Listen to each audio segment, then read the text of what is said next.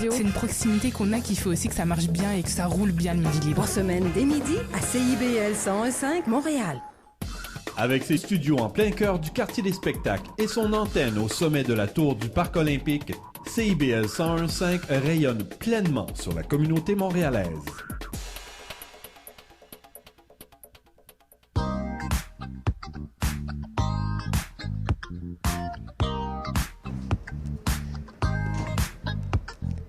Côte-des-Neiges.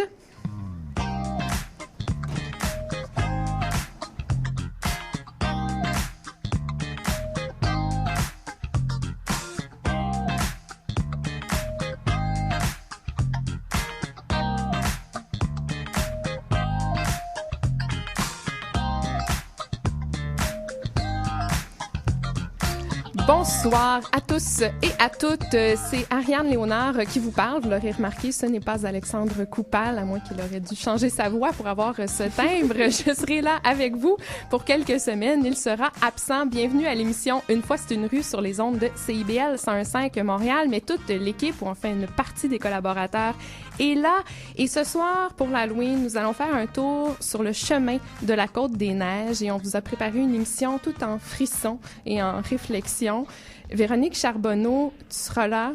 Je vous amène un peu plus loin. Oui, ouais, sujet assez étonnant, j'avoue, quand j'ai vu. Jusqu'en Catalogne, mais mon point d'ancrage sur Côte-des-Neiges, c'est une exposition qui nous invite à poser un regard sur la Catalogne. Et on le sait, ils vivent quand même des soubresauts, donc j'ai saisi l'occasion et je vous amène en Catalogne tout en restant au Québec. Ah, c'est bien. La Catalogne ancrée dans Côte-des-Neiges. Il y aura aussi donc Alexis Gacon qui sera avec nous pour nous parler d'un personnage célèbre, disons, du cimetière Notre-Dame-des-Neiges, qui évidemment a son entrée sur le chemin de la Côte-des-Neiges. Il va nous parler de Johnny Rougeau. Donc, on va aller dans l'univers de la lutte, donc plutôt le combat, mais on s'intéressera aussi à l'histoire du cimetière Notre-Dame-des-Neiges parce que je recevrai en entrevue Armelle Wolfe, qui est conférencière en histoire de l'art et en patrimoine architectural, et elle viendra démystifier pour nous un peu comment ce cimetière s'est retrouvé dans ce secteur, qu'est-ce qu'on peut apprendre en l'observant comme il faut. On parlera aussi d'une institution que j'ai fréquentée fréquemment à une certaine époque, la librairie Olivieri, parce qu'on est tout près de l'Université de Montréal dans ce secteur, et c'est Naïma Benabdallah qui va nous amener dans les livres.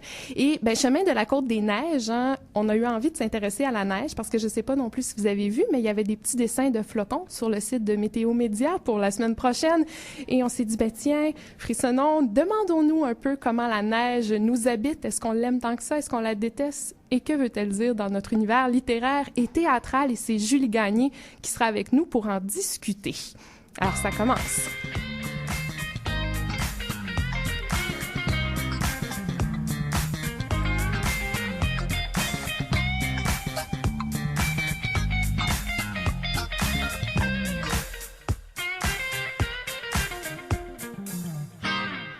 Hey, moment historique! Le chemin de la Côte-des-Neiges. Je le soulignais, si vous avez fréquenté l'Université de Montréal ou si vous habitez peut-être dans ce coin-là, c'est un secteur que vous devez connaître. Une artère assez longue, nord-sud, qui commence à la rue Sherbrooke, en fait, dans le prolongement de la rue Guy, et qui se termine à Jean Talon, desservie entre autres par la station de métro Côte-des-Neiges. Et ça fait très longtemps, en fait, que Côte-des-Neiges existe. Il semblerait que déjà au 17e siècle, il y avait un petit sentier sinueux qui traversait le Mont-Royal et qui avait une petite communauté évidemment très rurale à l'époque qui s'est développée. Et au fil du temps, le chemin de la Côte-des-Neiges a évidemment beaucoup grandi. On n'est plus du tout dans un secteur rural. C'est vraiment la ville qui a envahi ce secteur. Et vers les années 1860, le chemin de la Côte-des-Neiges rejoignait le village de la Côte-des-Neiges qui a été divisé en deux à un certain moment. Et finalement, donc les deux parties de ce village, donc village Notre-Dame-des-Neiges ouest et ville de la Côte-des-Neiges, ont été annexés à la ville de Montréal en 1908 et 1910. Et ces deux quartiers, finalement, ont fusionné. Et voilà maintenant, grand secteur habité de commerces, cafés, librairies, restaurants, multiples communautés culturelles. Et on va aller tout de suite faire un tour dans une librairie qui est située sur le chemin de la Côte-des-Neiges avec Naïma Benabdallah. Bonsoir. Bonsoir, Ariane. Donc, la librairie Olivieri. Ben oui, t'es fan comme moi Je des suis librairies assez fan, en général. oui, la librairie me plaît et celle-là me plaît beaucoup, je l'avoue. Il y a un petit cachet quand même. Charmante librairie. Oui. Alors, il y a toutes sortes de choses sur la Côte-des-Neiges, hein, plein de commerces, des restaurants, des pubs. Puis, il y a des petits trésors comme la librairie Olivieri. C'est une librairie qui existe depuis 26 ans. Et chose particulière, il n'y a pas seulement une librairie, mais il y a aussi un bistrot. Et ce bistrot-là existe depuis environ 15 ans. C'est très, très rare parce qu'habituellement, c'est soit une librairie, soit un bistrot, mais de faire les deux ensemble, tu sais, je sais pas si tu te rappelles, mais nous, moi, quand j'étais plus jeune, puis qu'on osait aller à la bibliothèque avec un sandwich, on se faisait revirer de bord. Ben oui. Donc, on dirait qu'il y a comme des univers séparés. La bouffe et la littérature ne se côtoient pas souvent, et alors que, en fait, ça va très bien ensemble. Oui, deux plaisirs fort agréables à jumeler, la cuisine et la littérature. Donc, librairie Olivieri, ça nourrit le corps et l'esprit. Exactement. Hein? Je les conseille. Mais non, mais c'est vrai. Puis c'est vrai que ça nourrit bien l'esprit parce qu'il y a une grande diversité. Oui, de livres. Exactement. Oui, c'est ça. Ils sont spécialisés, en fait, leur gamme est assez vaste, là. Ils ont autant des romans, des essais, des nouveautés, mais ils ont beaucoup d'ouvrages de fond. Oui. On se demande bien pourquoi, hein? Côte-des-Neiges, c'est proche de où? Je dirais que c'est proche de l'Université de Montréal. Exactement. Donc, il y a beaucoup de professeurs, des chercheurs, des élèves étudiants qui côtoient cette librairie-là, donc qui viennent chercher des ouvrages peut-être plus spécialisés qu'ailleurs. Donc, on cherche pas nécessairement un roman toujours. C'est ça. Hein? Des fois, c'est l'ouvrage que le professeur recommande, puis là, on veut être assidu bon élève et on achète tous les livres recommandés. On les lit pas toujours tous. Oui, sans pile, et ça fait partie des livres à lire plus tard pendant la session. Au complet, ouais, c'est ça. Donc, il y a toutes sortes de monde qui sont dans cette librairie, et aussi, il faut pas les oublier, les gens du quartier qui viennent. Effectivement. Donc, tu te demandes peut-être pourquoi les propriétaires se sont lancés dans une aventure comme ça, une librairie, c'est un projet assez fou, donc. Et puis 25 ans, hein, tu disais, ça fait quand même un quart de siècle. Qu'est-ce qui a initié, en fait, effectivement? Eh bien, il y avait Yvon Lachance qui venait de terminer une maîtrise en histoire de l'art, et Rina Olivieri qui venait de terminer des études en aménagement du territoire, qui se sont lancés dans cette aventure sur un coup de tête. Ah, on aime ça, les coups de tête. Mais c'est un beau coup de tête. C'est un beau coup de tête. Mais quand même, il faut se replacer parce qu'il y a 25 ans, la situation des librairies était pas aussi précaire que celle d'aujourd'hui. Donc, c'était un coup de tête, mais... C'est sûr que le marché était très différent aussi. C'est ça. C'était peut-être pas si farfelu que ça.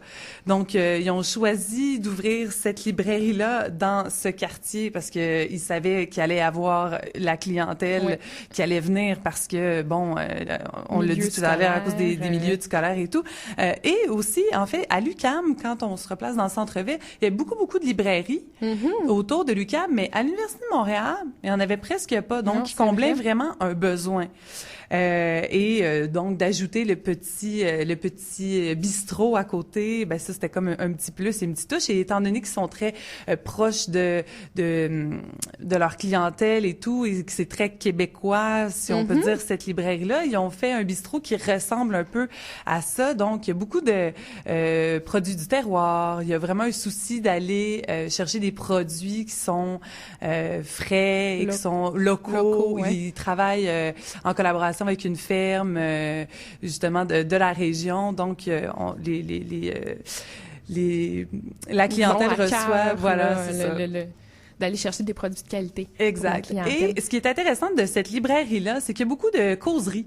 Les gens viennent écouter, donc c'est pas juste pour acheter des livres ou manger, mais beaucoup aussi pour écouter. Il y a beaucoup de conférenciers qui viennent, des auteurs, et donc il y a toutes sortes de sujets qui se discutent, et c'est justement, ils ont rendu l'endroit assez intéressant pour qu'il y ait des idées qui s'échangent, que ça devienne vraiment un lieu de culture, et de là vont naître des idées, puis ça fait vivre un quartier, des initiatives comme celle-là. C'est vraiment un espace qui est animé, hein, en fait, où la culture prend vie, puis on sent aussi les libraires, en fait, qui ont un souci de conseiller, de connaître les produits. En tout cas, sont vraiment très investis. Oui, exactement. Ça, c'est des libraires. Moi, en tout cas, chaque fois que je suis allée, ils vont trouver, c'est ça. C'est pas juste rayon 2, dirigez-vous vous, ça va être dans la rangée des A. Non, ils sont très, très, très attentifs à ce qu'on cherche et tout. Puis ils nous font rêver. Moi, j'aime ça aller dans une librairie, me faire conseiller, puis on me fait rêver, puis j'arrive pour acheter quelque chose, puis finalement, je repars avec quelque chose de complètement différent.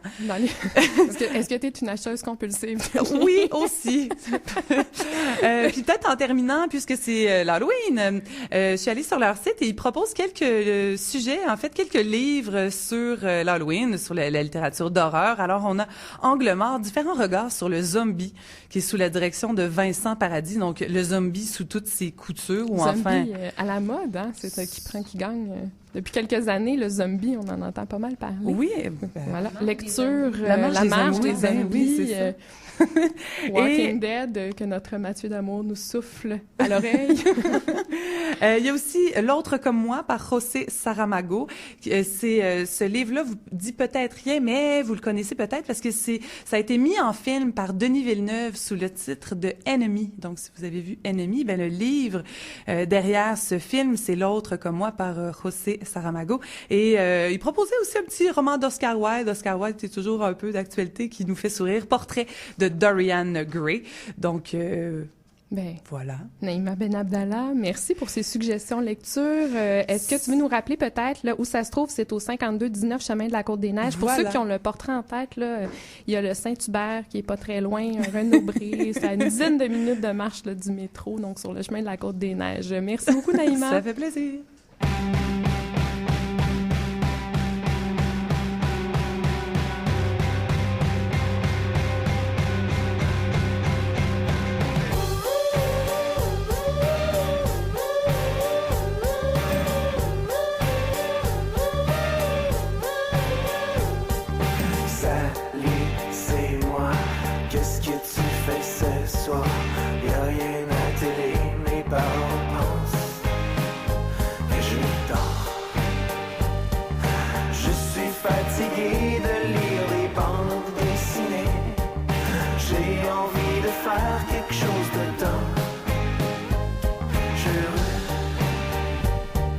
Sors par ta fenêtre pour que personne ne puisse te voir.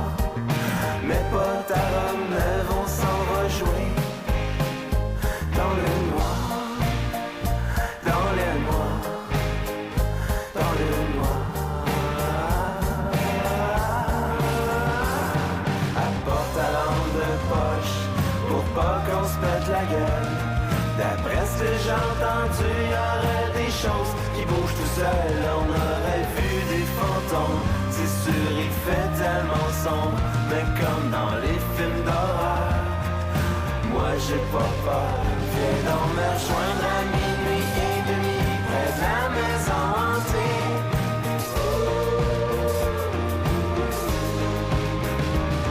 Le temps va s'arrêter cette nuit dans la maison hantée.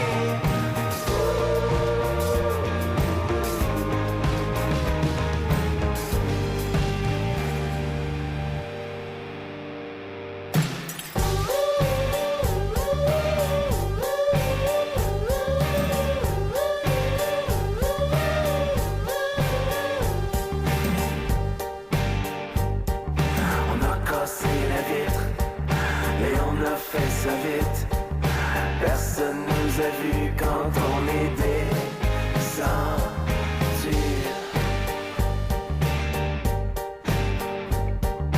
Des bruits bizarres, pas de monstres dans le noir.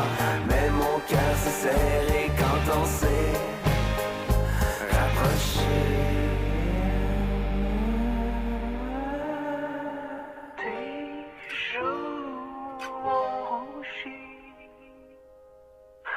Au milieu de la nuit,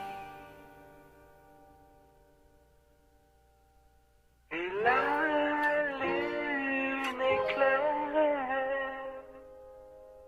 des enfants qui s'aimaient. Apporte ta lampe de poche pour pas qu'on se pète la gueule. D'après ce que j'ai entendu, y aurait des choses qui bougent tout seul. On aurait vu des fantômes, c'est sûr il fait tellement sombre. Mais comme dans les films d'horreur, moi j'ai pas peur. Viens donc me joindre à minuit et demi près de la maison.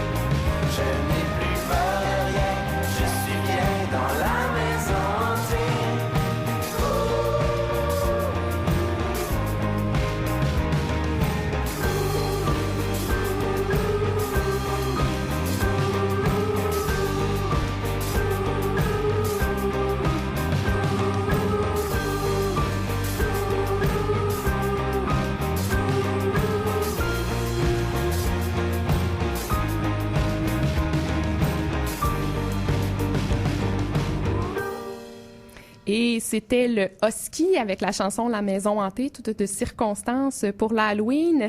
On est sur le chemin de la Côte des Neiges cette semaine. Une fois, c'est une rue.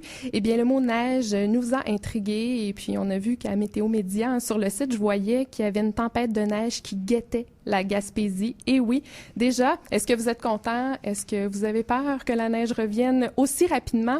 Pour comprendre un petit peu la place de la neige dans notre imaginaire, du froid, de l'hiver, on a invité Julie Gagné, qui a creusé la question pendant ses études à la maîtrise en études littéraires à l'UQAM. Elle est avec nous. Bonsoir, Julie. Bonsoir, Anne-Marie.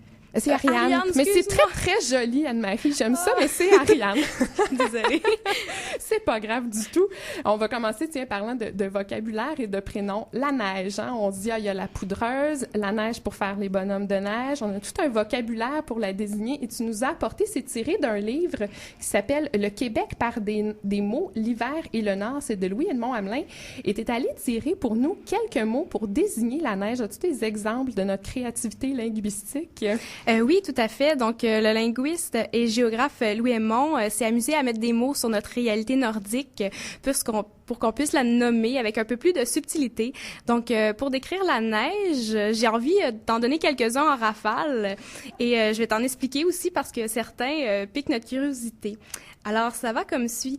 La neige artificielle, neige au sol, neige collante, neige crème. Ça, c'est la neige qui prend une couleur un peu jaune sous les rayons du soleil. Ah, c'est plus la lumière que la texture. Exact. La neige croûtée, la neige damnée, la neige de la tire d'érable, la neige détrempée, la neige dure, la neige duvetée, la neige en eau, la neige en poudre, en sel, la neige ferme, folle, fondante, fraîche, la neige glacée, la neige grasse. Ça, c'est celle qu'on aime bien avec les gros flocons lorsqu'on marche. Quand tu fais pas trop froid d'habitude. Et quand les gros flocons qui tombent lentement. Puis la neige pour faire les bonhommes, est-ce qu'elle a un nom? Oui, c'est la neige pelotante.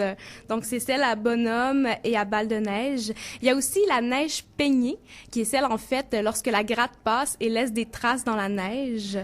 Et celle que j'aime aussi beaucoup, c'est la neige salope, qui est celle, dans le fond, qui est... La neige salope. C'est un peu étrange. Est-ce que c'est celle qui nous salit? C'est celle, en fait, qui est très collante et qui va, dans le fond, nous incommoder à l'encolure du manteau. Voilà. Mais mon Dieu, toute une diversité. J'avais pas réalisé qu'il y avait autant de types de neige. C'est très joli, mais nous, dans le fond, on est des Nordiques, mais une partie de l'année, on pourrait dire, parce qu'on vit la neige pas toujours. Hein? On a la chance d'avoir des petits mois d'été. Est-ce que c'est vraiment un élément identitaire qui a marqué les productions culturelles? Est-ce que... Oui, tout à fait. En fait, la nordicité et l'hivernité est très présente dans l'ensemble des œuvres québécoises. Ça devient une façon de verbaliser, en fait, plusieurs éléments, dont notamment... notre essence en tant que peuple. Par exemple, Jean Désy écrit dans Cavisilac, Impression nordique, « Une fraîcheur emplit mes poumons, il fait la température de moi-même. » Donc, ça vient, dans le fond, représenter le malaise, l'ensemble de notre être qui se définit par le froid. Il y a aussi, des fois, le malaise psychologique qui s'exprime à travers cette nordicité-là, cette hivernité-là. Comme par exemple, dans Marilyn Perrault, Mielke va dire « Ils dorment bien, la respiration lente de Yurded plane, je n'ai plus de vodelle pour me réchauffer, mon envie d'aller faire le vêtement à côté d'eux. Ali, toute petite, et Yurded, mes jambes voudraient sortir de ce lit pour enjamber l'autre. » Donc, il y a une espèce de vide à combler qui passe à travers ce froid-là aussi. Est-ce qu'il y a des exemples? Parce que souvent, on a tendance à pester un peu contre la neige. Des fois, est-ce que ça ressort ou on l'utilise surtout pour les malaises, plutôt la froideur, l'espèce de peut-être le côté ankylosé, ou si cette réalité-là de encore la neige, on n'en peut plus de pelleter ressort dans les productions? Oui, en fait, on aime, je pense, chialer contre l'hiver, contre la neige, parce que ça nous rassemble. Et dans, justement, Jocelyne est en dépression, tragédie météorologique d'Olivier Chouanière, on peut lire une espèce de séance d'indignation collective au sujet de la neige et de l'hiver. Et ça parle de soi. Je vais t'en faire un petit bout. D'accord. Donc, le chœur contemporain. « Ah, maudite neige, maudit fret, ah, maudit hiver. » Aline, accuse le ciel sous lequel tu es né. Chœur contemporain. Pays de cul, température de cul, neige de cul. Aline, accuse celui que le poète appelle pays. Donc là, on sent, on peut entendre ça souvent dans les rues des fois, hein, oui, tester contre la neige. Mais bon, on parle de la neige, souvent on se dit, ah, c'est beau, la neige est douce, puis contrairement à la glace qui nous fait glisser, qui est cassante, est-ce que dans l'imaginaire collectif, la neige est vue comme quelque chose de plus, entre guillemets, gentil ou doux, puis c'est la glace qui a hérité de tous les mauvais côtés, ou en tout cas, on lui attribue certains côtés négatifs? Les éléments nordiques sont effectivement très genrés. Dans The Gender of Ice and Snow, Daniel Chartier a, dans le fond, recensé plusieurs ouvrages littéraires dans lesquels il a créé, dans le fond, les différents paradigmes pour mettre en relief la masculinité du gel, donc le gel, le froid, qui est représenté comme un guerrier impitoyable, sadique, qui mord et qui tue, tandis que la neige, elle, serait un peu, dans le fond, empreinte d'une certaine binarité, parce qu'elle est douce et légère, parce qu'elle est chaude et froide, parce qu'elle est dans l'air et sur le sol aussi. Donc, elle aurait deux facettes très féminines. La première qui est maternelle, celle d'englober, dans le fond, l'espace, de caresser, de faire régner un silence calme. Et de l'autre côté, il y aurait un côté hystérique, puisque lorsque le vent, dans le fond, agite la neige et que c'est la tempête, elle devient monstrueuse et cruelle. Oh mon Dieu, c'est double identité oui, de la neige. Mais bien sûr, la neige aussi, hein, qu'on se reporte, ou si on a des enfants, ou quand on était enfant, ou peut-être encore aujourd'hui, c'est un élément pour jouer, pour aller faire des sports, probablement que tout le monde, ou en tout cas beaucoup de monde, ont vu la guerre des Tucs, hein, et qui n'a pas rêvé de faire un fort aussi gros que celui de la guerre des Tucs. Et il y a en fait une troupe de théâtre qui s'est intéressée à cette question-là, mais non pas de jouer nécessairement le thème de l'hiver, oui, mais de jouer dehors. Qu'est-ce que c'est? C'est le théâtre sous zéro? Oui, tout à fait. Le théâtre sous zéro, qui est un théâtre d'hiver. En fait, c'est une troupe de Québec qui, généralement, joue dans la neige. Donc, les comédiens sont à l'extérieur et mettent en relief et en valeur, dans le fond, l'ensemble de la beauté des matériaux hivernaux. Tandis que le spectateur est de l'autre côté de la fenêtre. Au chaud, j'espère. Au chaud, oui. Et n'a pas, dans le fond, à lutter contre le froid pour tout simplement savourer la beauté esthétique de la neige. C'est assez intéressant puisque le fait de jouer dehors pousse les comédiens à improviser beaucoup puisque le climat est changeant. Oui. Donc, le décor change à chaque soir. Et en plus, des fois, il y a des imprévus qui arrivent. Comme par exemple, lorsque je suis allée voir la guerre des Tucs en 2013, en pleine bataille, ils se lançaient des œufs et les œufs étaient gelés. Donc, ils n'ont pas éclaté lorsqu'ils ont été lancés. Alors là, les comédiens ont dû se retenir pour pas rire et essayer quand même de trouver des moyens pour faire éclater les œufs. Les œufs, ben oui, parce qu'ils se lancent. Dans le fond, c'est une adaptation de Fabien Cloutier. Oui, exactement. Donc, il est adapté pour le théâtre et finalement, ils utilisent vraiment le climat comme un élément scénique, dramaturgique et scénique, finalement. Tout à fait. Puis, en fait, généralement, il y a beaucoup de gens qui assistent à ces représentations-là et ça met aussi en valeur un peu l'aspect touristique de l'hiver puisqu'il y a même des gens qui passent dans la région de Québec et qui vont assister au spectacle pour profiter de cette beauté-là du territoire. Ben, c'est assez rare, effectivement, qu'on voit des comédiens jouer dehors par -20. Ça doit être tout un défi aussi pour eux. Et peut-être en terminant, pour ceux qui, bon, parce que l'hiver s'en vient, bien sûr, qui auraient envie d'avoir des lectures sur le thème de la neige, est-ce qu'il y a quelques suggestions qui peuvent nous occuper pendant ces mois qui s'en viennent? Oui, en fait, la principale suggestion que j'aimerais vous faire, c'est Les Neiges de Michel Garneau. C'est une pièce de théâtre très intéressante puisqu'elle propose un traitement esthétique qui vise un peu à faire neiger les mots. C'est une écriture qui est brève, fragmentée pour mimer le grelottement. Et donc, c'est vraiment un roman ou c'est une pièce de théâtre? C'est une pièce de théâtre? Oui, fragmentée en tableaux. Donc, c'est assez intéressant. Il y a un tableau qui parle, par exemple, du patin, les images du bûcheron. En fait, l'ensemble de l'imaginaire nordique est vraiment abordé dans cette pièce-là. Alors, c'est Les Neiges suivies de Le Bonhomme 7 heures. Ah, ça, c'est le livre. Il y a les deux, donc, dedans, de Michel Garneau chez VLB éditeur. Et je vois qu'il y a d'autres livres sur la table. Il y en a d'autres. En fait, il y a La complainte des hivers rouges, qui serait un froid un peu plus politique, où, en fait, on dresse le portrait de la rébellion des patriotes en présentant un peu l'hiver rouge, donc les Anglais, comme étant une figure de l'envahisseur qui vient nous mettre à mal au sein de notre propre hivernité. Donc, ça, c'est de Roland Lepage, donc la complainte des hivers rouges. Et peut-être pour les gens qui auraient envie d'en apprendre ou qui s'intéressent à cette question-là de l'imaginaire du Nord, eh bien, sachez-le, à Montréal, il existe le Laboratoire international d'études multidisciplinaires comparées des représentations du Nord. C'est à l'Université du Québec à Montréal. Julie Gagné, vous y avez passé quand même quelques années, notamment pendant vos études au cycle supérieur. En quelques mots, qu'est-ce que c'est ce laboratoire d'études sur les représentations du Nord? C'est un laboratoire qui a été fondé en 2003 par Daniel Chartier. Il regroupe une quinzaine de chercheurs répartis dans une dizaine d'universités à travers le monde, dont la Suède, la Finlande, le Danemark, l'Israël, l'Allemagne, l'Angleterre et j'en passe. Ces chercheurs étudient principalement l'imaginaire du Nord pour valoriser la comparaison entre les cultures québécoises et nordiques, donc inuit, scandinave et finlandaise. Et en plus d'avoir ces ressources humaines-là, c'est un grand espace documentaire où on retrouve d'immenses bibliothèques garnies dans le fond d'ouvrages sur le Nord, l'hiver et le froid, ainsi qu'une banque qui est électronique, donc une base de données qui regroupe les œuvres, les illustrations et les situations aussi sur le Nord. Donc, c'est un peu la caverne d'Ali Baba pour les mordus du froid de l'hiver et du Nord. Et c'est accessible au public? Ou faut absolument en fait, être chercheur, généralement, si on écrit au centre, on peut aller consulter effectivement les ouvrages sur place. Et ça vaut la peine d'y aller si on est un peu curieux ou si on désire s'intéresser. Puis on peut sûrement trouver en ligne aussi, donc imaginairedunord.uqam.ca. Julie Gagné, je rappelle que vous avez étudié ces questions de Nord et du froid dans le cadre de vos études de maîtrise en études littéraires à l'UQAM. Merci beaucoup d'être venue nous parler de la neige. Merci, Ariane. Merci. La Maison du Jazz, c'est le paradis du jazz. Un décor fabuleux, une ambiance hors du commun, des spectacles tous les soirs. Depuis plus de 40 ans, la Maison du Jazz accueille les plus grands noms du jazz d'ici et d'ailleurs. Pour le lunch ou une soirée entre amis, rendez-vous à la Maison du Jazz. La Maison du Jazz, c'est le paradis du jazz situé au 2060 rue Aylmer. maisondujazz.ca. Changez d'air et venez nous découvrir parce que l'Est, c'est au coin de la rue. Accor le Bistrot, 22 Sainte-Catherine-Est, à l'angle du boulevard Saint-Laurent. Notre cuisine est ouverte jusqu'à minuit et tous les midis de la semaine.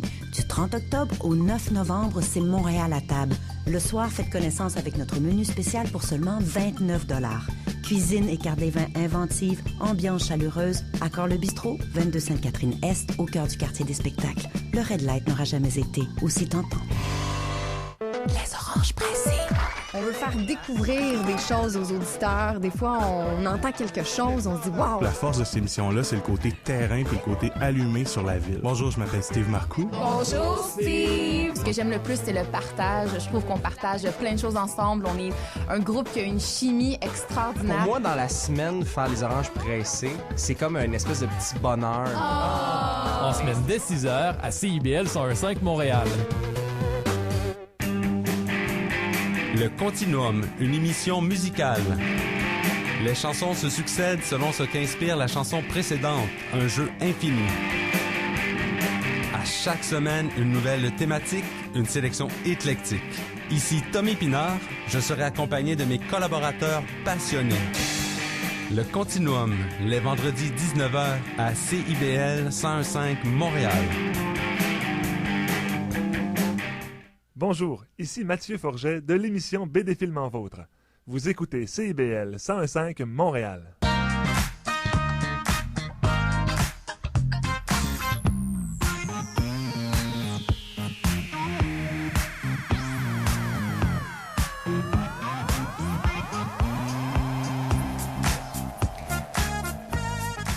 Bonsoir de nouveau, c'est toujours Ariane Léonard au microphone à l'émission Une fois sur une rue sur les ondes de CIBL. Ce soir, nous explorons le chemin de la Côte des Neiges et à venir dans cette deuxième portion d'émission, nous nous intéresserons à un incontournable pour la Côte des Neiges et pour l'Halloween, bien évidemment le cimetière Notre-Dame-des-Neiges en compagnie de notre invité Armel Wolf. Nous irons aussi à la découverte, en fait, je sais pas si on peut dire ça comme ça, mais un habitant du cimetière, Johnny Rougeau, avec notre chroniqueur Alexis Gacon. Mais pour débuter, nous retrouvons Véronique Charbonneau qui nous parle, en fait, c'est un peu étonnant. Je ne m'attendais pas à ce sujet, je l'avoue. Évidemment, Côte des Neiges, secteur assez multiculturel, plusieurs communautés, beaucoup d'étudiants. Mais Véronique, tu as choisi de nous parler de la Catalogne. De la Catalogne, oui, ça peut vous paraître assez particulier. C'est sûr que c'est pas les plus visibles, mais la communauté catalane de Montréal y trouve quand même plusieurs assises. Donc, j'aurais pu aller dans la communauté arabe ou... Mais les Catalans ont pris présence là, notamment avec une médiathèque à l'Université de Montréal qui regroupe plusieurs œuvres littéraires et également du cinéma catalan. Et moi, ce qui m'a vraiment assis dans la Catalogne, c'est une exposition donc sur la communauté, donc un regard sur la communauté à la Maison de la culture Côte-des-Neiges. Le tout est souvent chapeauté par un des organismes qui s'appelle le Cercle culturel catalan du Québec. Ben voilà, on ne se trompe pas. On ne se trompe pas, c'est un cercle culturel qui est un des 120 organismes reconnus par le gouvernement catalan à travers le monde. Et puis même le gouvernement de la Catalogne leur accorde des subventions pour qu'ils fassent donc rayonner la langue et la culture catalane. Donc ici, partout à l'étranger. Partout, mais ici, donc au Québec, entre autres, ils organisent des fêtes populaires et des fêtes traditionnelles, comme une qui s'en vient demain. C'est la Castagnada, la fête de la châtaigne. Donc, c'est leur version un peu de la Toussaint. Donc, le 1er novembre, on mange des châtaignes rôties, pas de citrouilles, châtaignes rôties et des pâtisseries. Donc, c'est ça qui se passera pour eux le 1er novembre. Donc, demain, la Toussaint, qui n'est moins macabre, mais qui est vraiment comme une célébration de familiale. Et puis... oui. Là, je suis assez curieuse parce que est-ce que c'est une grosse communauté? Est-ce qu'on a une idée du portrait? C'est assez difficile à recenser et obtenir un chiffre exact parce que, bien évidemment, nos recensements recensent la communauté espagnole et non la communauté catalane, qui n'est pas donc un pays officiellement. Il y a des particularités que j'ai pu quand même obtenir. On sait que dans le cercle catalan dont je vous parlais, il y aurait environ 300 membres, mais encore plus spécial, la moitié seulement sont des Catalans, l'autre moitié est des catalanophiles, donc des gens d'ici qui aiment la culture, qui aiment la langue. Et puis, il y a des chiffres qui nous permettent selon le président du cercle, il y aurait peut-être entre 1000 et 2000 Catalans d'origine ou d'adoption. Il y a quand même des gens qui sont en PVT, donc en permis vacances-travail ici, il y a une entente donc entre la Catalogne et le Québec pour faire ça. Et puis, encore plus, je parlais d'un engouement pour la culture catalane. Il y a même un programme qui est né il y a quelques années, un programme en langue catalane à l'Université de Montréal et une mineure en études catalanes qui est toute récente, première cuvée, je pense que c'est l'an dernier. Donc, il y a beaucoup de gens qui s'enthousiasment de cela. Mais là, tu nous parles de la culture catalane. Tu nous as dit que tu étais allé voir une exposition tout à l'heure sur la Catalogne qui était donc dans la bibliothèque. Oui, dans la bibliothèque. À côté de la maison de la culture. La maison de la culture qui est intégrée dans la bibliothèque. Donc, l'exposition, c'est 1714-2014, 5 regards du Québec. Donc, en fait, on a demandé à 5 artistes d'ici de réinterpréter la toile d'un Catalan, Antoni Estruch, qui illustre donc la fin du siège de Barcelone qui s'est donc passé en 1714, le 11 septembre. Il y avait eu une guerre donc à l'échelle européenne. Le roi était décédé sans descendance, donc tout le monde s'est un peu battu pour dire « je veux mon candidat ». Et le vainqueur était celui de l'Alliance Franco-Castille. Pas celui qui a été appuyé par les Catalans. Et donc, il s'est vengé. Pour comprendre un peu plus ce dont je parle, parce que quand même, on remonte assez loin. J'ai discuté avec le président du Cercle culturel catalan, Éric Viladrich. Donc, cette exposition était très importante parce que c'était pour souligner les 300e anniversaire de la défaite de Barcelone lors de la guerre de succession en 1714. Toutes les revendications catalanes et tous les débats sur le référendum, c'est en quelque sorte pour récupérer toute la structure étatique, donc l'État catalan qui a été perdu en 1714. Donc, c'est une année très, très emblématique parce que c'est le 11 septembre 2014 a été jour pour jour la défaite en 1714. Donc, il y a eu beaucoup de commémorations en Catalogne et à l'extérieur aussi, nous avons voulu contribuer avec cette exposition et qui a été donc préparée par 5 artistes québécois. Et donc, ils ont fait chacun avec son style différent, de la porcelaine, passant au tissu, au tableau, etc. Donc, la défaite des Catalans a mené à l'abolition de leur constitution, du Parlement, de vraiment toutes leurs institutions qui ont été reprises par l'Espagne suite à ça. Le nationalisme, donc, est né un peu à la fin de cette époque-là. Et puis, c'est renforcé suite à la révolution industrielle, l'industrie du textile qui augmentait. C'est devenu vraiment une pôle économique du pays pour justement défendre la culture et le gouvernement central a adopté une attitude qui a renforcé ça. Et puis, donc, ça les a menés à vouloir tenir un référendum. Ben oui, parce qu'on en a entendu parler, avec le référendum en Écosse. Qu'est-ce qui arrive là, avec cette question-là en Catalogne? Ben c'est ça. Donc, la Catalogne, le gouvernement central veut vraiment pas voir les Catalans se prononcer sur leur indépendance, pas par référendum. Ils l'ont contesté devant la Cour. Ils ont refusé une consultation symbolique. Et puis, ils ont même refusé on organise bénévolement une consultation. Ils veulent justement contester ce nouveau mouvement qui se crée dans la société civile. Qui naît, là. Oui, qui naît. Qui naît et grandit, en fait. Éric Villadriche, lui, il me parlait d'une hausse de la détermination à voter à cause de cette attitude-là qui est perçue comme une attitude autoritaire. Il m'a comparé ça à la situation du Québec. Au Québec, on nous a laissé voter, on a laissé voter les gens.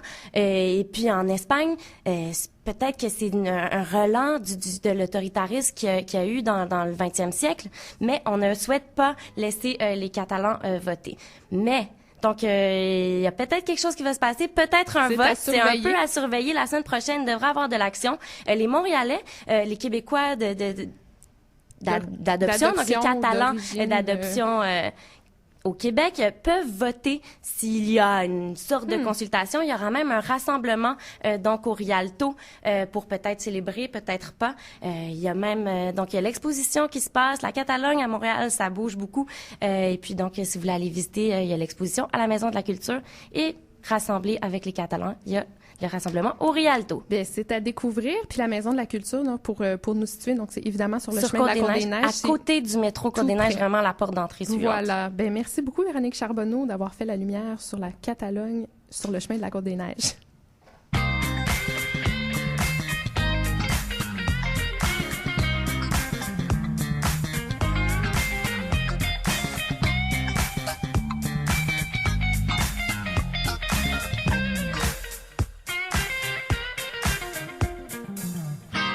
Et toujours sur le chemin de la Côte-des-Neiges, et là, on vous le promet depuis le début de l'émission, élément intriguant, élément qui peut être épeurant, surtout ce soir, en ce soir d'Halloween. On vous propose une petite balade au cimetière Notre-Dame-des-Neiges et un petit détour aussi par le cimetière Mont-Royal qui est juste à côté. Et pour en discuter, nous recevons en studio une femme qui s'y est intéressée à plusieurs reprises, qui faisait des visites commentées des cimetières pour les belles soirées de l'Université de Montréal. Armelle Wolfe est avec nous en studio. Elle est conférencière en histoire de l'art et en patrimoine architectural. Bonsoir, Madame Wolfe. Bon, faites-nous un peu rêver. Peut-être qu'il y a des Montréalais qui préfèrent aller se promener au Mont-Royal. Est-ce que les cimetières Notre-Dame-des-Neiges et Mont-Royal sont de beaux endroits pour se promener? Ça ressemble à quoi? Ça fait longtemps qu'on n'est pas allé. Alors, c'est des beaux endroits. Personnellement, j'y suis jamais allée pour l'Halloween, je dois dire. Quand je fais mes visites, c'est en plein jour et en général, on essaye de faire ça par des belles conditions. En fait, on essaye de faire ça à l'automne parce que c'est là qu'on a les plus belles conditions. C'est des endroits privilégiés. C'est l'équivalent du parc du Mont-Royal avec un peu moins de monde. En tout cas, un peu moins de monde qui nous dérange. C'est plus tranquille. C'est beaucoup plus tranquille, mais la qualité du paysage architectural, du paysage naturel est équivalente. Et en plus, il y a l'élément architectural des sépultures, en fait, des monuments funéraires qui vient s'ajouter à ça. Alors, évidemment, ça fait un cadre privilégié et un bel endroit de promenade, c'est sûr. Parce que, bon, ces cimetières-là sont là depuis assez longtemps quand même. Comment est-ce qu'ils se sont retrouvés dans ce secteur-là qui, j'imagine, au moment où ils ont été développés, n'était pas aussi peuplé qu'aujourd'hui? À quand remonte l'existence du cimetière Notre-Dame-des-Neiges et du cimetière Mont-Royal? Le cimetière Notre-Dame-des-Neiges, en fait, a ouvert à partir de 1855, a commencé ses activités en 1855, mais le premier à avoir commencé ses activités, c'est le cimetière Mont-Royal, qui est immédiatement adjacent, puisqu'ils ils sont dos à dos, ils ont une clôture commune. Et donc, c'est en 1852 que le cimetière Mont-Royal s'était établi là et avait commencé ses activités. L'idée étant, au départ, en établissant ce cimetière-là, d'éloigner les sépultures du centre-ville. En fait, depuis le XVIIIe siècle, et ça c'est un mouvement qui est parti d'Europe, il y avait un souci d'éloigner, pour des raisons d'hygiène publique, en fait, d'éloigner les lieux de sépulture des centres urbains qui grossissaient de façon assez exponentielle. Et donc, avec ces préoccupations d'hygiène publique, en fait, on a décidé, par réglementation, d'éloigner progressivement les sépultures des centres urbains. Alors, il y avait eu un premier éloignement de la cité à proprement parler en 1799. On avait fermé les premiers cimetières à l'intérieur de la ville et on en avait ouvert deux nouveaux, un cimetière catholique et un cimetière protestant. Cimetière catholique qui était à ce moment-là à l'équivalent de la place du Canada actuelle. Et puis, cimetière protestant qui est à l'emplacement du complexe Guy Favreau actuel. Mais la ville ayant grandi, en 50 ans, en 50 ans, ces deux espaces se sont retrouvés à nouveau en ville, et donc on a pris la décision de à nouveau déplacer les cimetières, mais cette fois en les éloignant radicalement. Et c'est on cherchait un cadre privilégié, un lieu à l'écart de la ville et un endroit avec un cadre privilégié, un bel espace, un environnement naturel de qualité, et donc on a privilégié le Mont-Royal. Et l'initiative en revient en fait essentiellement à John Samuel McCord, qui était à ce moment-là le président du cimetière protestant, et ce sont eux les premiers qui ont décidé de s'établir sur la montagne. Parce que là, on se dit c'est un lieu qui était à ce moment-là loin du centre-ville, probablement difficile d'accès. Est-ce que c'était surtout réservé aux gens qui avaient peut-être plus de moyens, plus de sous? Est-ce qu'il y avait en fait, en établissant les deux cimetières sur la montagne, c'est sûr que ça a créé un certain nombre de polémiques, parce que pour les gens les moins aisés financièrement, ça représentait littéralement un endroit inaccessible. D'abord, c'était loin. C'était pas accessible à pied depuis la ville. C'était difficile de se rendre. Voilà, c'était difficile de se rendre. Donc, pour les gens les plus aisés qui avaient des véhicules, des chariots, etc., c'était aisé. Pour les autres, c'était beaucoup plus compliqué. Et ça, c'est clair que dans l'opinion publique, ça a été mal reçu. En plus, il faut ajouter à ça qu'à l'époque, il y avait encore des péages, à la fois sur le chemin de la Côte des Neiges et sur le chemin de la Côte de Sainte-Catherine. Des péages qui ont disparu plus tard. Mais c'est sûr que tant qu'il n'y a pas eu vraiment le réseau de transport en commun, les premiers tramways, c'était des endroits vraiment difficiles d'accès pour les gens qui n'étaient pas véhiculés, en fait. Et j'imagine aussi, si des gens avaient les moyens, quand on lit je sais pas si on veut dire ça, lire un cimetière, mais quand on regarde le type de matériaux, quand on regarde la grandeur des lots des familles, j'imagine que le cimetière peut aussi nous révéler un peu comment vivaient les gens. Est-ce qu'on voit beaucoup ces clivages-là dans disons qu'il faut être un peu attentif à l'environnement là qu'on parcourt quand on est dans le cimetière, mais on se rend très vite compte en cheminant dans le cimetière qu'on a des paysages différents à l'intérieur du cimetière, parce que déjà les surfaces des lots varient beaucoup. Quand on chemine dans le cimetière, on se rend compte qu'il y a des endroits où on a des lots beaucoup plus vastes, à des endroits où on a des lots beaucoup plus restreints. Donc clairement, ça dénote des différences de moyens financiers. Et puis les monuments qui sont sur ces lots témoignent aussi de façon flagrante des moyens financiers, donc du niveau socioculturel en gros des propriétaires. Et dans certains cas, on a affaire à des monuments très simples, donc une simple stèle avec des inscriptions. Puis dans certains cas, on a affaire à des choses beaucoup plus élaborées, avec des matériaux différents. En fait, la variété de matériaux, c'est en gros tari à partir de la fin du 19e siècle, parce qu'il y a des réglementations qui sont intervenues au sein des deux cimetières, en fait. D'abord au cimetière Mont-Royal, puis ensuite au cimetière Notre-Dame-des-Neiges. Donc c'est vers 1860 qu'on a pris les premières réglementations au cimetière Mont-Royal, dans les années 1890 au cimetière Notre-Dame-des-Neiges, à effet de restreindre les matériaux utilisés au seul granit. Donc plus nécessairement parce qu'au départ, on utilisait du granit, on utilisait du calcaire, on utilisait du marbre, on utilisait des tas de matériaux qui avaient des propriétés esthétiques, de couleur, de beauté naturelle, mais qui avaient un gros inconvénient, c'est qu'ils résistaient pas tous de la même façon dans le temps. Exactement. Et puis les monuments, quand ils étaient faits dans des matériaux fragiles, beaux, certes, esthétiquement, mais fragiles, ils résistaient mal au temps, ils nécessitaient plus d'entretien et des coûts plus élevés, etc. Donc il y a eu progressivement un nivellement des possibilités de matériaux par les administrations des cimetières, mais au départ, plus on avait les moyens, puis plus on essayait non seulement de faire montrer, un monument de rayonner, voilà, imposant, mais aussi un monument esthétiquement recherché avec des matériaux composés, etc. Bon, et on voit différents types de matériaux, différentes grandeurs de l'eau. Est-ce qu'il y avait des différences au niveau des religions? Par exemple, est-ce que pour être enterré au cimetière Notre-Dame-des-Neiges, on devait absolument être catholique? Absolument. Oui. Quelles étaient justement ces contraintes et restrictions? Alors, le cimetière Notre-Dame-des-Neiges est un cimetière catholique. C'est le cimetière des catholiques de Montréal. Et le cimetière Mont-Royal était le cimetière établi par les protestants, mais qui acceptait tous les gens qui n'étaient pas acceptés dans le cimetière catholique, qui étaient assez nombreux, en fait, parce que les restrictions étaient assez rigoureuses. Donc, il y avait aussi une petite portion du cimetière Notre-Dame-des-Neiges qui était réservée aux enfants non baptisés, aux gens qui n'avaient pas une vie conforme à ce qu'exigeait l'Église catholique, etc. Mais l'essentiel des gens qui ne pouvaient pas être enterrés au cimetière Notre-Dame-des-Neiges pour des raisons religieuses étaient accueillis au cimetière Mont-Royal. Donc, il y a beaucoup plus de diversité religieuse dès l'origine au cimetière Mont-Royal qu'au cimetière Notre-Dame-des-Neiges. Puis, au cours des 30 dernières années, tout ça a beaucoup changé. Maintenant, ce sont des cimetières tous les deux multiconfessionnels et donc il y a plus de barrières. Mais effectivement, à l'origine, il y avait des restrictions assez rigoureuses à l'égard de Notre-Dame-des-Neiges, ce qui fait que, par exemple, les francs-maçons d'origine catholique française étaient refusés d'inhumation au cimetière Notre-Dame-des-Neiges et qu'ils ont leur monument dans le cimetière Mont-Royal. Donc, au cimetière Mont-Royal, on a des loges maçonniques de Canadiens français qui sont inhumés là parce que l'Église leur refusait la sépulture en terre consacrée. Exactement. Et c'est pour ceux qui auraient envie de s'y promener, c'est un des plus importants en Amérique du Nord. Oui, exactement. Donc, ça vaut la balade, des fois, d'aller faire un tour. Oui, c'est immense. Il y a 55 km de chemin à parcourir avec des dénivellations parfois marquées parce que la topographie, on est sur le Mont-Royal, donc la topographie est marquée.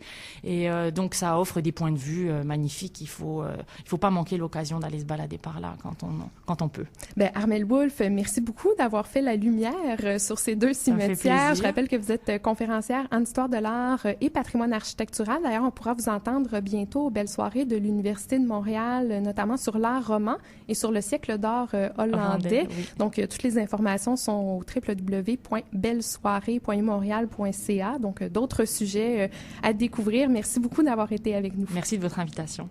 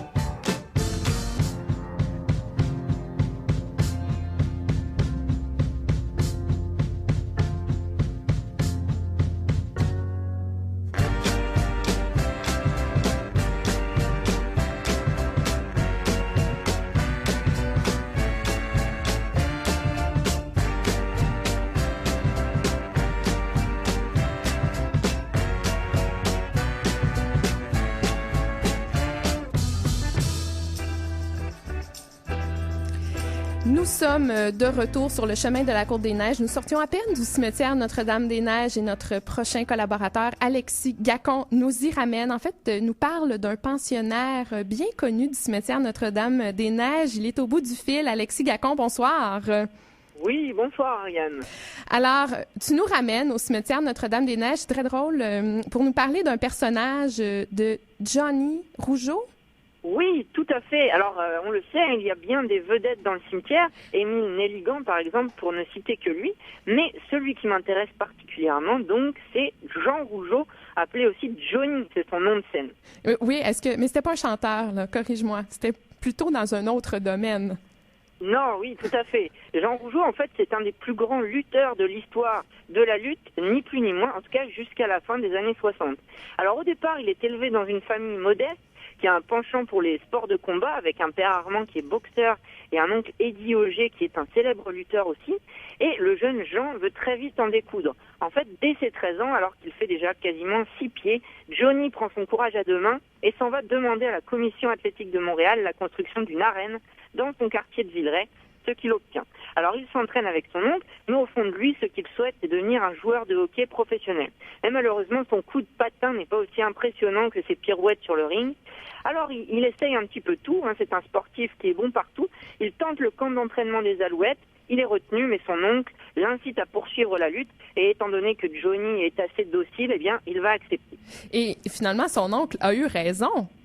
Oui, tout à fait. En fait, à 22 ans, on va voir qu'il a eu raison parce qu'il va faire une belle carrière. À 22 ans, il reçoit une invitation pour combattre à Détroit, aux États-Unis. Alors, dès ses premières prises, les États-Unis tombent en amour avec ce Jean qui devient Johnny, donc, pour les Américains.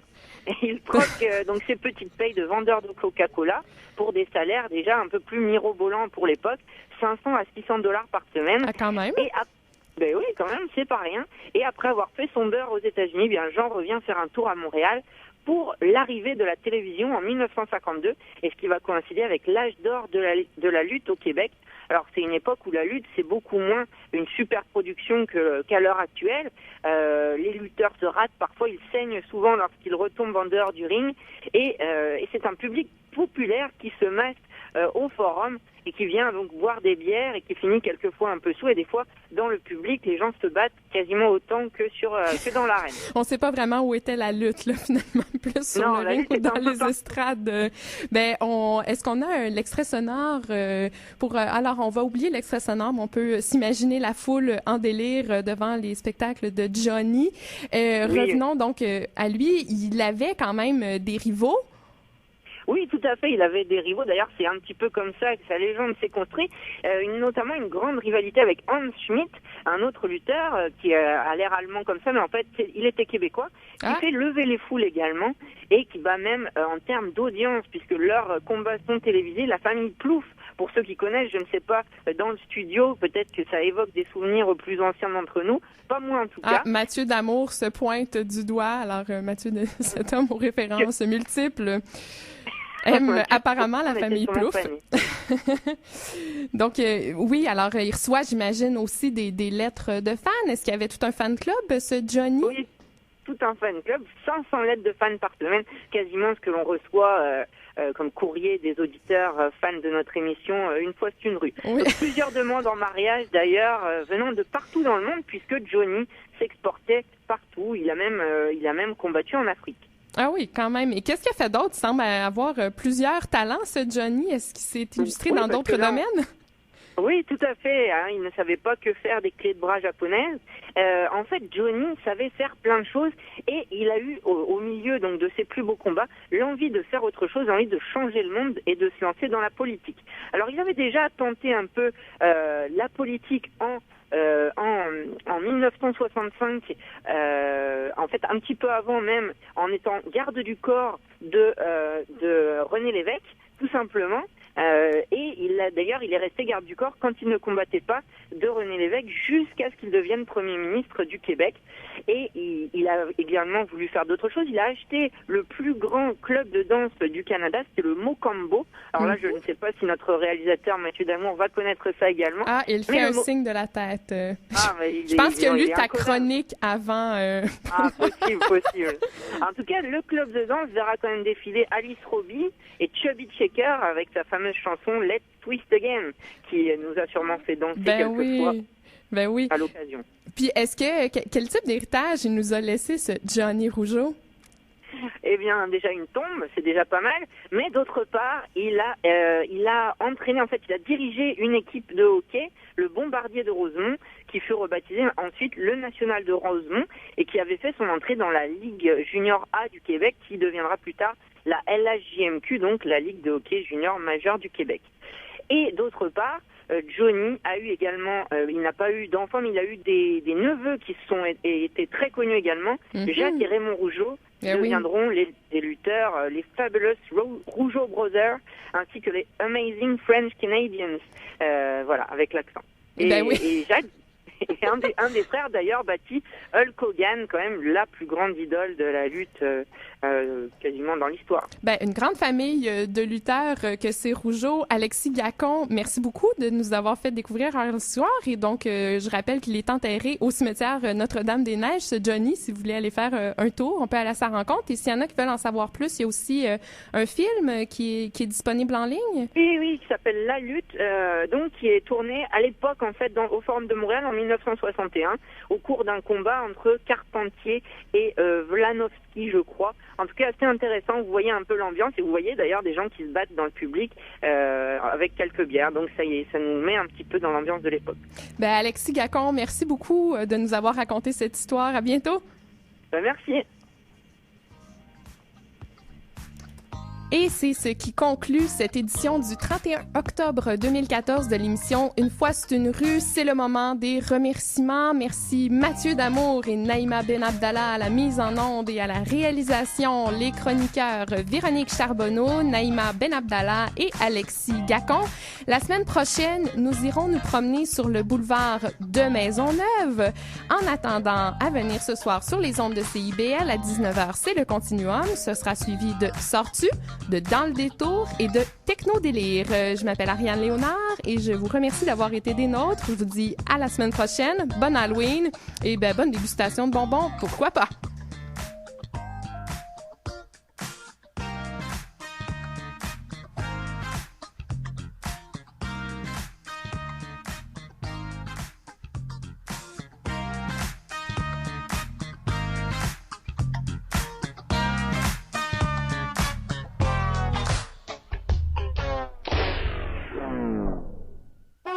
Laval a maintenant sa maison du jazz dans un décor exceptionnel. Une terrasse, 2 étages et la classe d'affaires section exclusive aux membres de la maison du jazz vous sont offerts. Les sommités du jazz se succéderont 6 soirs par semaine. La maison du jazz vous offre ses mardis révélations pour découvrir et lancer de nouvelles têtes d'affiche. Pour la cuisine, la musique et le décor, vivez l'expérience La Maison du Jazz. 1639 Boulevard de l'Avenir à Laval. Mes chers amis, ici Ronnie D, votre oiseau de nuit, qui vous divertit tous les vendredis sur le coup de minuit. Spécialement pour toi, Montréal, merveilleuse métropole, j'ai une proposition à te faire. Une offre extraordinaire. Montréal, je t'offre un voyage musical tropical, toutes dépenses payées à destination de... Ton week-end Montréal, tu décompresses, tu divertis gratuitement au son de la Caraïbe, les vendredis soirs à minuit à CIBL 101.5 Montréal. Wow! Bonjour, ici Catherine Leduc. Vous écoutez CIBL 101.5 Montréal. Dans la grisaille et le mensonge, malgré les faux frères et les vendus, pour la vérité et pour la liberté, pour le peuple et pour la collectivité, par nous, à travers vous, vers tous les cancers de l'arc-en-ciel, le dimanche, 23h. Avec ses studios en plein cœur du quartier des spectacles et son antenne au sommet de la tour du Parc olympique, CIBL 101.5 rayonne pleinement sur la communauté montréalaise. Pour animer vos week-ends à Montréal, CIBL 101.5.